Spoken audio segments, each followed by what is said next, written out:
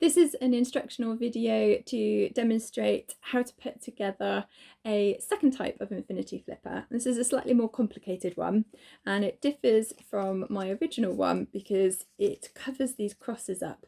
So instead of having two square surfaces and then flipping it over into a cross shape, we've actually managed to get 4 square surfaces. 1, 2, 3, 4. So I actually prefer this one. I think it feels a bit smoother, it's less likely to break, but it is a little bit trickier. So you're going to need to download the template for this one, and whilst there's more numbers and it does look a bit more complicated, it is quite simple to put together, and it starts on the basis that this one starts with, and then we just add on the extra 2 squares towards the end. On the template I've matched it up so that the orientation's really simple for you to insert your pictures, and wherever the square is you can literally just put the picture in that way up. You don't have to cut it, you don't have to play around with the formatting of it, turn it upside down, flip it around, anything. So it's all to do with this design on the back that you can print it. Once your design's ready, then you can print it off, and you can print it on paper. This one does work okay on paper, and then you want to cut out those squares. Now I've left these pictures whole for the moment so that you can see what happens when we put them together and the order that they go in. So the plan on the template is that you'll have picture A, B, C and D. And I've designed it in such a way that this order of your pictures will correspond to the numbers on the back of your pictures. So it's important that if you want it to be in a particular order that you do put them in that orientation, A, B, C and D, and then print them with the numbers that correspond on the back. And essentially all we're going to do is to match up the numbers, and there'll be a pair of each number. So there'll be 2 1s that you pair up together, 2 2s, 2 3s, all the way through to 12. And anywhere that the numbers match is where you're going to stick them together. Towards the end of the construction, there'll actually be multiple numbers of 11 and 12, and that's where a whole surface is actually going to get stuck to those numbers. And the one thing to look out for is the orientation of the numbers. If the numbers are upside down, then it means that you have to stick both numbers upside down so that they are sort of mirroring each other. So let's start by cutting the rectangles out.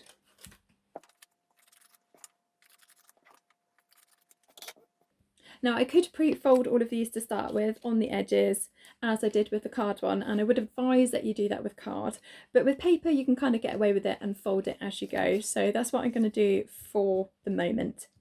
So first of all, there's going to be 2 of these rectangles that have the number 1 on. So there's 1 and there's another one. So we can see that we need them to be the right way up, then they're going to stick together. Put a tab of glue on number 1, match it up with the square number 1, and stick them together, being nice and straight. So that's 1. So we're going to work with this and continue to stick different rectangles on top.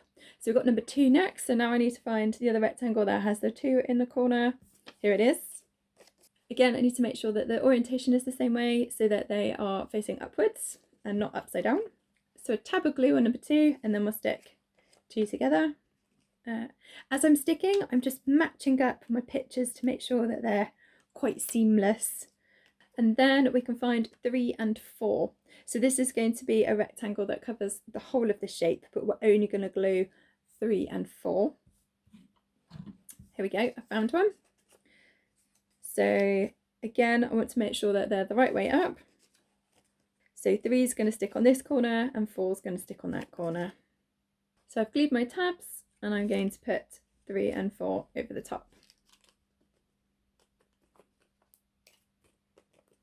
You'll notice one of the pictures the right way up and the other has been separated, and that will come together as you fold it. So that's what we're going to do next. So this picture's the correct one, this one is now separated, and we're going to need to fold them. So this is where our dotted lines come in, and we just want to crease the folds and just make sure that they're going parallel with the edges here.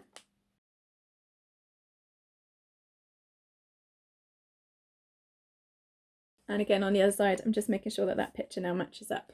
So I'm going to turn this over, and on the back we've got our next numbers: 5, 6, 7, 8, 9 and 10. So let's start with 5. Here's number 5.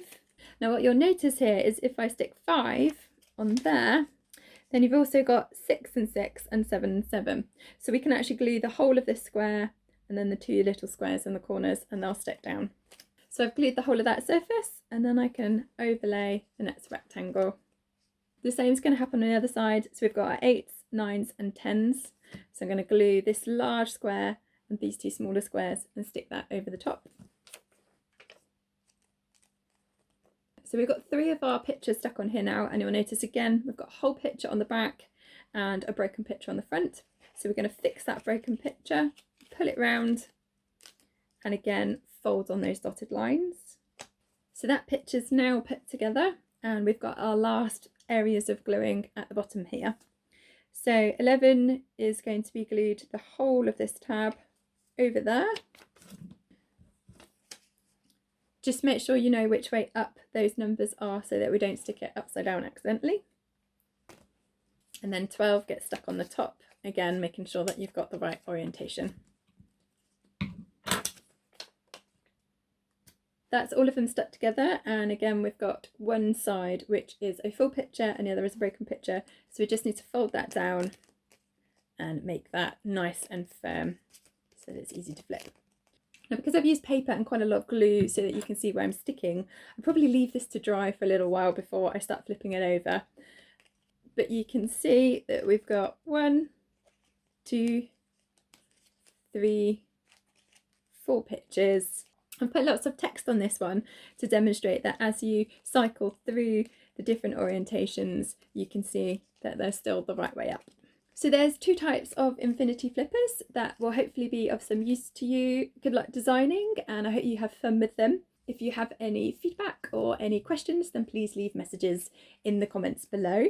I am now working on a different shaped infinity spinner, so one that is hexagonal and that has 6 surfaces that you can flip over. So that will be coming soon.